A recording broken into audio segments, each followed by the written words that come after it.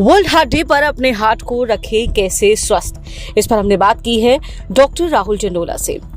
Heart का ध्यान रखने के लिए सबसे ज़रूरी है अवेयरनेस होना कि कौन कौन से सिम्टम्स हैं जो ये इंडिकेट करते हैं कि अंडरलाइंग हार्ट डिजीज़ हो सकती है। सो जैसे जो है आपको चेस्ट पेन होता है, ख़ास तौर से अगर वो पेन जो है रेस्ट पेन है या फिर चलने पे या कोई भी एक्सरसाइज करने पे जो है वो पेन एग्रेवेट हो रहा है, बढ़ रहा है। स्पेशली जो पेन रेडिएट होता है लेफ़्ट साइड के आर्म में रेडिएट हो रहा है या फिर जॉज में रेडिएट हो रहा है या फिर बैक पे रेडिएट हो रहा है, तो ये चेस्ट पेन इंडिकेटिव है कि अंडरलाइंग हार्ट डिजीज़ हो सकती है। या फिर आपको सांस लेने में दिक्कत हो रही है, या फिर जो है आपको चक्कर आ रहे हैं जिसको हम सिनकपी बोलते हैं, या फिर जो है धड़कन जो है तेज होती हुई महसूस होती है। तो ये सिम्टम्स खास सिम्टम्स हैं जो कि बताते हैं कि आपको अंडरलाइंग हार्ट की प्रॉब्लम हो सकती है। ऐसी सिचुएशन में आपको अपने चिकित्सक से जाके जो है परामर्श लेना बहुत ज़रूरी है। दूसरी चीज़ जो है अपने हार्ट की हेल्थ जो है, अच्छी हार्ट हेल्थ को जो है मेंटेन रखें। उसके लिए ज़रूरी है कि लाइफस्टाइल मॉडिफिकेशन बहुत ज़रूरी है कि जो है हम एक्सरसाइज करें।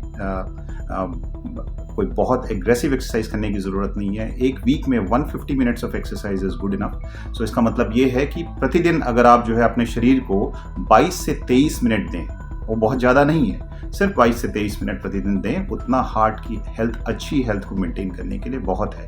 वो एक्सरसाइज जो है जनरली एक ब्रिस्क वॉक और इंटरवल ट्रेनिंग जिसको हम बोलते हैं, वो जो है हार्ट की हेल्थ के लिए बेस्ट एक्सरसाइज है। दूसरा जो है ये ध्यान रखना ज़रूरी है कि स्ट्रेस जो है, आज हम सभी जो लोग जो है एक टारगेट ड्रिवन सोसाइटी है। हर आदमी जो है स्ट्रेस में है, किसी चीज़ के पीछे भाग रहा है, वो क्या चीज़ है उसको खुद नहीं पता है। तो स्ट्रेस को जो है मैनेज करना बहुत ज़रूरी है। एक वर्क लाइफ बैलेंस मेंटेन करना ज़रूरी है। अपनी हॉबीज़ को परस्यू करना ज़रूरी है। कुछ मेडिटेशन या फिर जो है किसी भी तरह की डी स्ट्रेसिंग एक्सरसाइज वो करना ज़रूरी है, चाहे वो विपश्यना हो, चाहे वो जो है आर्ट ऑफ लाइफ हो। इस तरह की बहुत सारी चीज़ें हैं जो व्यक्ति कर सकता है जो माइंड को रिलैक्स करे। फैमिली को समय देना ज़रूरी है। वीकेंड्स पे टाइम ऑफ लेना ज़रूरी है।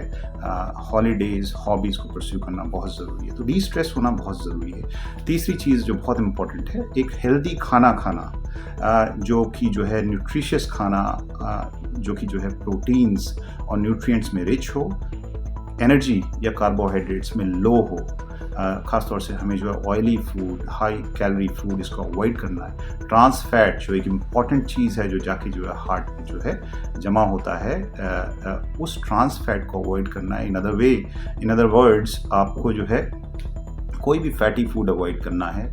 जो फ्राइड आइटम्स हैं या प्रोसेस्ड फूड हैं उसको अवॉइड करना है। इसके अलावा जो है एक बहुत इम्पॉर्टेंट चीज़ है जो कि जो है आपको जो है सिगरेट स्मोकिंग या फिर अल्कोहल कंजम्पशन, खासतौर से एक्सेसिव अल्कोहल कंजम्पशन, इससे दूर रहना है।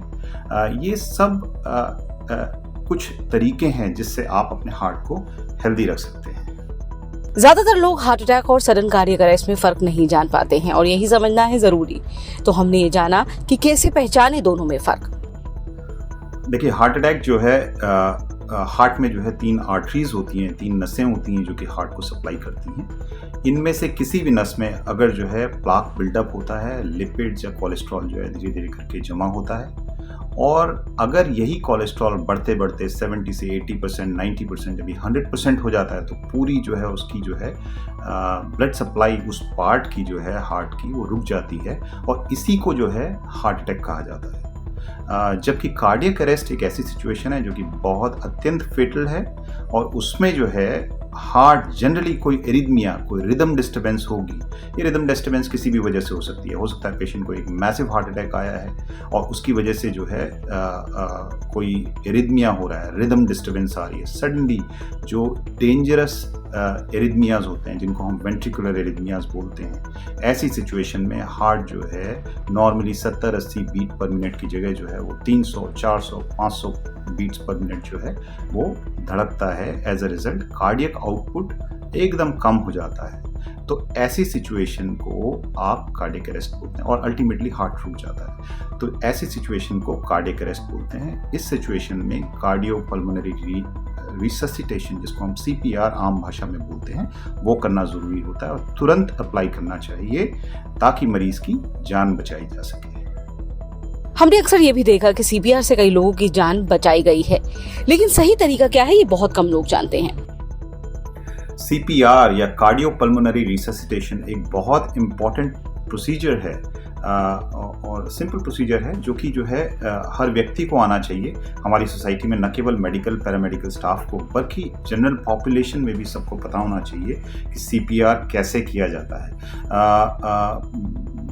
शायद बेस्ट चीज़ ये है कि बच्चों को स्कूल में ही एजुकेट किया जाए कि CPR करने की सिंपल विधि क्या है, ताकि पूरी सोसाइटी को एजुकेट किया जा सके। CPR अगर एडिक्वेटली किया जाए तो जिन लोगों को हार्ट अरेस्ट हुआ है, हार्ट अरेस्ट कोई ज़रूरी नहीं है कि हॉस्पिटल में ही हो, किसी व्यक्ति को घर पे भी हार्ट अरेस्ट हो सकता है, बाहर खेलते समय भी हार्ट अरेस्ट हो सकता है, कोई भी बाहर एक्टिविटी करते समय हार्ट अरेस्ट हो सकता है। ऐसी सिचुएशन में अगर CPR किया जाए तो दुगनी तिगुनी लाइफ्स को बचाया जा सकता है। ये स्टडीज़ में क्लियरली पाया गया है कि बहुत सारी लाइफ्स सेव की जा सकती हैं। CPR करने का बहुत सिंपल तरीका है।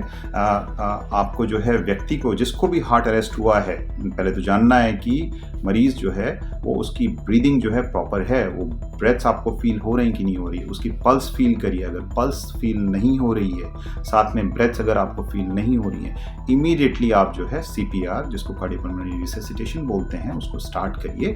करने का तरीका बहुत सिंपल है। आपको मरीज़ को एकदम, व्यक्ति को एकदम फ्लैट पोजीशन में लिटाना है, हेड को थोड़ा ऊपर करना है, चिन को ऊपर करना है, चेस्ट जो सेंट्रल चेस्ट है वहाँ पे आपको अपने 2 हाथों से ऐसे पाम से, जिसको पाम बोलते हैं, वहाँ से प्रेस करना है, एक के ऊपर दूसरा हाथ रखना है और अपने हैंड्स को एकदम स्ट्रेट रखना है, एल्बोज को लॉक रखना है, शोल्डर और ये पाम्स एकदम स्ट्रेट लाइन में हो और ये इस तरह से करके पाम चेस्ट को थ्रस्ट देने हैं। ऐसे करीब 120 या 130 थ्रस्ट 1 मिनट में चेस्ट के सेंट्रल पार्ट को आपको उस व्यक्ति के देने हैं और ये इंश्योर करना है कि पेशेंट को आप माउथ टू माउथ ब्रेथ्स भी दें। उसके लिए मरीज का आपको चिन को ऊपर करना है और आप जैसे चेस्ट थंपिंग दे रहे हैं, हर 30 थंपिंग के बाद आपको उसको माउथ टू माउथ ब्रेथ देना है। इंश्योर करना है कि माउथ पूरी तरह से लॉक हो, एयर लीक ना करे, मरीज का हेड ऊपर की तरफ हो। आप पूरा एक ब्रेथ अंदर दें उसको और इंश्योर करें कि वो ब्रेथ बाहर छोड़े मरीज। उसके बाद दूसरी ब्रेथ दें। ऐसी 2 ब्रेथ्स आप दें, फिर उसके बाद 30 थंपिंग्स दें, उसके बाद वापस उसको 2 ब्रेथ्स दें। इस तरह से इस प्रोसेस को कंटिन्यू जारी रखें और मरीज की पल्स को आप कुछ समय के बाद फील करते रहें, देखने के लिए कि पल्स वापस आई है कि नहीं। इस बीच में आपको इमीडिएटली अलार्म रेज करना है, लोगों को बताना है कि एम्बुलेंस को या फिर इमरजेंसी हेल्प को तुरंत से तुरंत कॉल करें, ताकि ट्रेन्ड स्टाफ वहाँ पे तब तक आ जाए। जब तक ट्रेन्ड स्टाफ नहीं आता है तब तक यही प्रोसेस कंटिन्यू रखें। ऐसी प्रोसेस अगर आप कंटिन्यू रखते हैं तो इस तरह से बहुत सारी लाइफ्स को आप बचा सकते हैं। हार्ट को लेकर कई प्रिवेंटिव टेस्ट हैं, जिसके बारे में आप ये भी जान सकते हैं कि आपका हार्ट कितना स्वस्थ है और कब तक स्वस्थ रहने वाला है। कुछ सिंपल टेस्ट हैं जिनसे हार्ट हेल्थ के बारे में पता किया जा सकता है। जैसे सबसे इम्पोर्टेंट चीज़ है अपना वाइटल्स के बारे में जानकारी होनी ज़रूरी है। आपका हार्ट रेट कितना रहता है, पल्स रेट कितना रहता है, आपका ब्लड प्रेशर नॉर्मली कितना रहता है, उसको नियमित रूप से जांच करवाना जानना ज़रूरी है।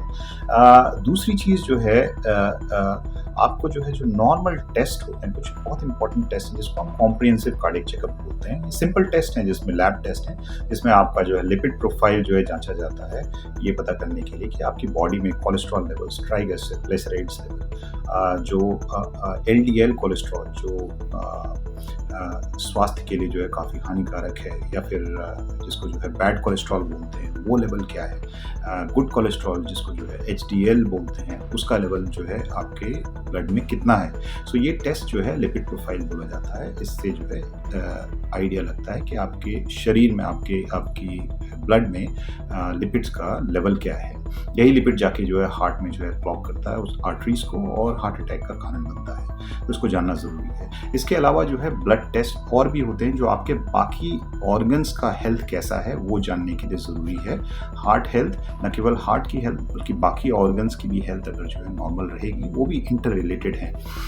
इसके अलावा जो है सिंपल ईसीजी, अगर आपको सिम्टम्स हो रहे हैं तो ईसीजी कराना जो है बहुत ज़रूरी है।